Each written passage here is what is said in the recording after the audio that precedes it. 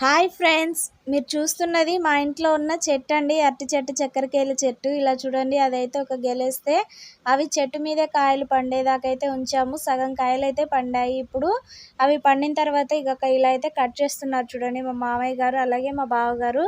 అవైతే చాలా మంచిగా చెట్టు మీదే ఉంచాం కాబట్టి లావయ్యాయండి. ఇప్పుడు ఇలా సగం కాయలు పండినప్పుడు కోస్తే మిగతావి కూడా 1-2 రోజుల్లో పండుతాయి మొత్తం. ఇలా చూడండి, కాయలు అయితే చాలా లావుగా అయ్యాయి. కాయ అయితే కట్ చేసాము.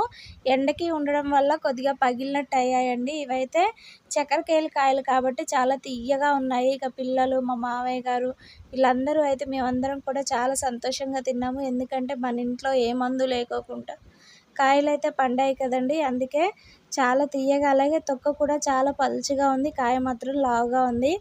మా మామయ్య గారు అయితే తనే చెట్టు వేశారు కాబట్టి చాలా సంతోషంగా తింటున్నారు. అలాగే మా వీడియో మీకు నచ్చినట్లయితే ఒక లైక్ చేయండి.